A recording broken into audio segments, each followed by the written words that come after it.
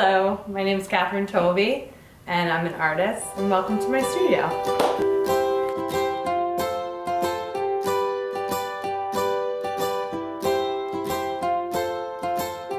I'm a total believer of everything happens for a reason. So a lot of it is based off of coincidence. For instance, right now I'm working on a piece and it's about kind of the Victorian age and domesticity, which is another factor in my work. It shows up a lot. So I happened to come across some old cutout doll books. So I thought, oh, okay, I like these. I'm going to put them to the side. And then I came across this book of old wallpaper, and there's these Victorian houses in there. So, oh, that goes along with the dolls. And then I came across these actual wood doll houses that were unopened, and they were meant to be built, and someone never built them.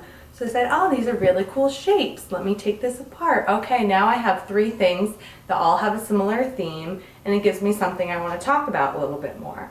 So I end up kind of trying to make piles, and then I just build off of that. So as I work, I think about the material. And that's something a sculpture teacher in college, who I always think about, because he told me the difference between sculpture and painting is you're thinking about the material you use.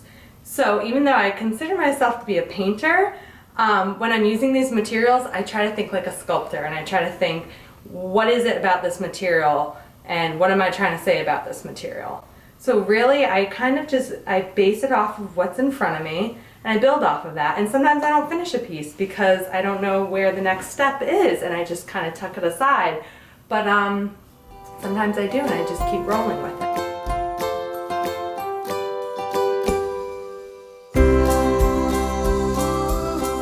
So really, a lot of my work just comes from one another. Another thing, I'd like to take this a step further and then maybe reupholster furniture with it. So I'll rescue a piece of maybe a couch or a chair, reupholster it, paint it, refurbish it, and that's what I do with my work constantly. And then who knows what else will come of it. I could stretch this, I could embroider into it. I don't really know.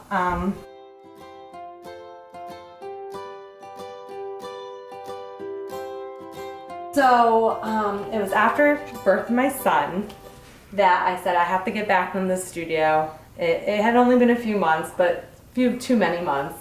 And I said I'm just going to make a piece about something that I'm going through.